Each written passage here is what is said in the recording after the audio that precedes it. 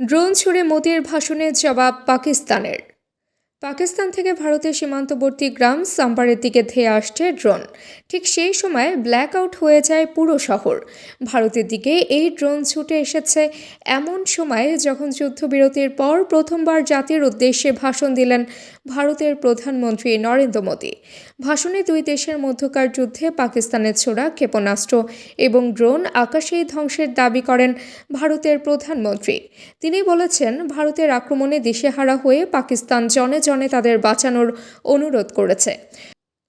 নরেন্দ্র মোদীর এই বক্তব্যের স্পষ্ট জবাব ড্রোনের মাধ্যমে দিয়ে দিল পাকিস্তানের শাহবাজ শরীফ সরকার। ভারত যতই দাবি করুক না কেন, পাকিস্তান নিজেদের বাঁচানোর চেষ্টা করেছে, কিন্তু বাস্তবে সীমান্তবর্তী এলাকাগুলোতে দেখা গেল ভিন্ন চিত্র। ভারত নিয়ন্ত্রিত কাশ্মীরবাসীর দিনরাত কাটছে ভয় আর আতঙ্কে। কারণ যুদ্ধবিরতি সত্ত্বেও সীমান্তে সক্রিয় পাকিস্তানের সামরিক বাহিনী। স্থানীয়রা বলছেন, পাকিস্তান থেকে ড্রোন হামলা হচ্ছে হঠাৎ করেই। বিস্ফোরণ তখন বাইরে থাকলেও দ্রুত বাড়িতে প্রবেশ করতে হয় স্থানীয়দের। সীমান্তে পাকিস্তানের সেনাবাহিনীর ভয়ে এখনও আতঙ্ক বয়ে বেড়াচ্ছেন স্থানীয়রা। প্রতিবেশী দেশের ছোড়া ড্রোনের আঘাত ভারত নিয়ন্ত্রিত কাশ্মীরের সব জায়গায় ছড়িয়ে ছিটিয়ে আছে।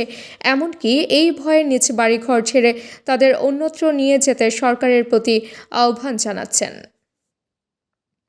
হঠাৎ আবার আক্রমণ হলে তারা কোথায় যাবেন সেটি নিয়েও দুশ্চিন্তায় ভারত নিয়ন্ত্রিত কাশ্মীরের জনগণ। যুদ্ধবিরতির পর সীমান্তবর্তী কিছু শহরের ব্যবসা প্রতিষ্ঠান খুলেছে, যদিও এখনও পাকিস্তানের বিরুদ্ধে যুদ্ধবিরতি লঙ্ঘনের অভিযোগ করছে ভারত।